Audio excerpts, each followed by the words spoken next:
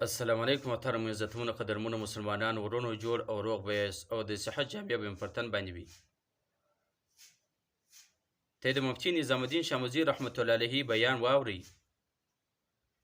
او په هغه کې سوچ او فکر وکړئ. او دوی وایي چې زه د قلم جهاد نه یادوم چې د قلم جهاد ډېر زیات ما کړی دی. د ژبې جهاد نه یادوم چې د ژبې جهاد ما ډېر زیات کړی دی.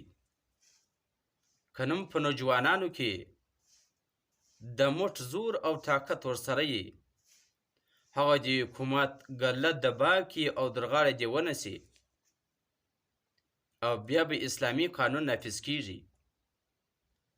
د ډېر اصلاحات دغه د کفر سازش دی چې په موږ کې رایج کړي دي. د هغه اصلاحاتو نه یو جمهوریت دی.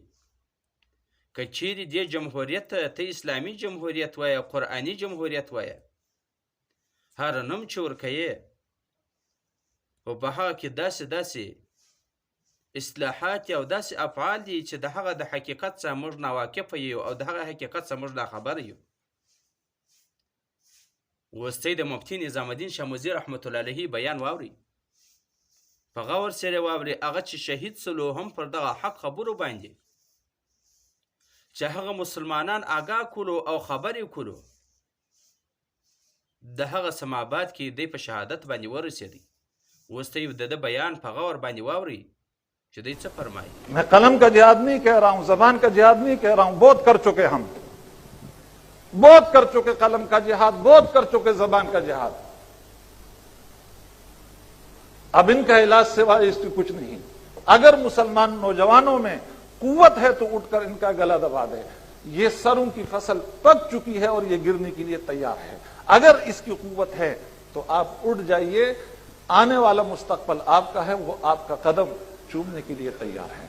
अगर ये कुव्वत नहीं है, मुसल्ला जिहाद का नाम नहीं लेते, तो मेरे भाई कुछ भी नहीं होगा, कुछ भी नहीं होगा.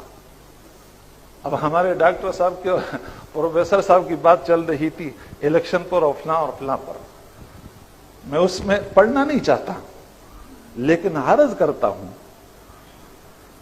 कि पार्लिमानी जमहूरियत, उसको आप चाहे इस्लामी जमहूरियत का नाम दे दें, चाहे कुरानी जमहूरियत का नाम दे दें, लेकिन बकौल इकबाल जमहूरियत एक तर्ज हुकूमत है कि जिसमें बंदों को गिना करते हैं, तोला नहीं करते.